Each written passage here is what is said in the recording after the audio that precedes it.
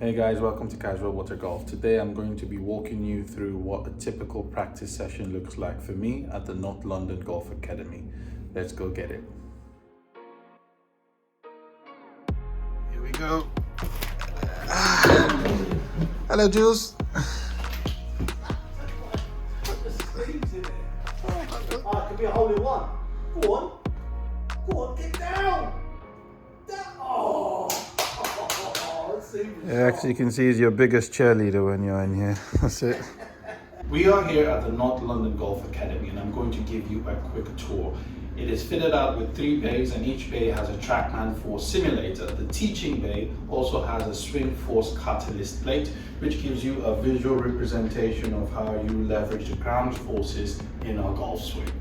Trackman 4, GC Quad or any simulator is all about giving you definitive starts to improve your golf game. Now you can start with anything from club speed, which tells you how fast you swing the club, to total distance, which shows you if you carry 300 yards into the bushes, or club path, which shows you if you go over the top or you come too much from the inside. The launch direction, if you shape it from right to left or left to right, it's a plethora of information out there. I tend not to focus on too much data being presented to me at once.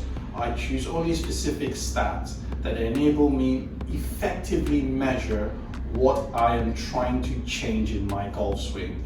For example, I've had a few lessons and I'm trying to lower my ball flight and my ball trajectory.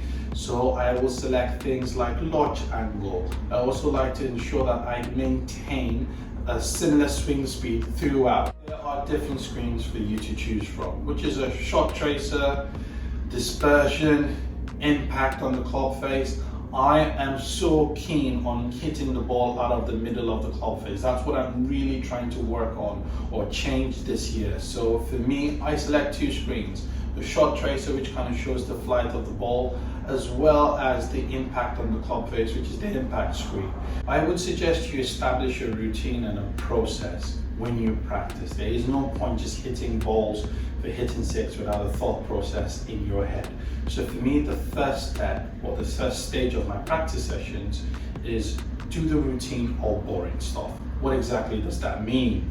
I usually start off with my wedges just to get a feel and dial in my club face and my club path control. I select a distance, let's say 50 yards, and I try and establish a feel and a rhythm for just measuring that and getting that dialed in. I then work through the bag, hitting 10 shots with each of the following clubs.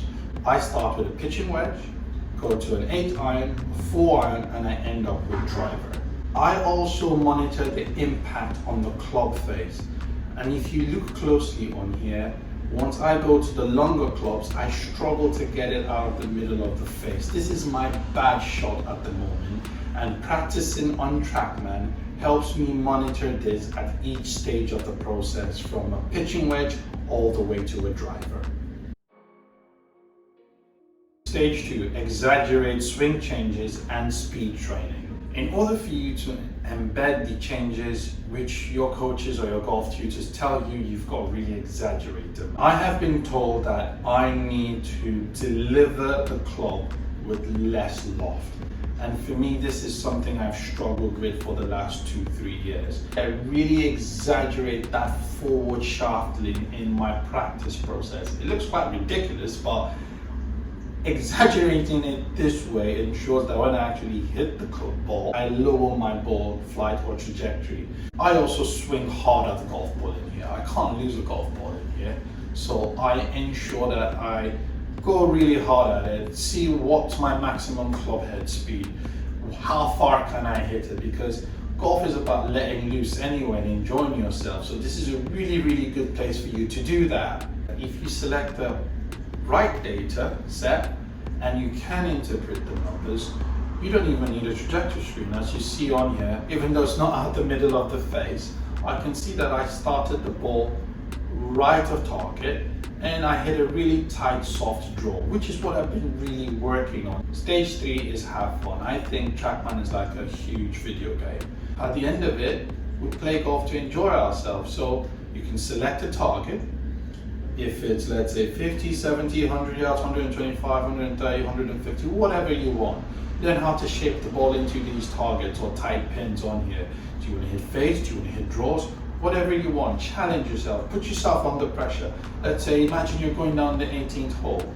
Try and put yourself in tournament conditions on here and simulate those conditions. That's the only way you're going to get better. At the end of my session, as you can see on here, I look at the general heat map of impact on the club face because that's what I'm working on at the moment. I want to ensure that I hit it out the middle of the face. I also monitor my dispersion and any piece of data which I want to evaluate.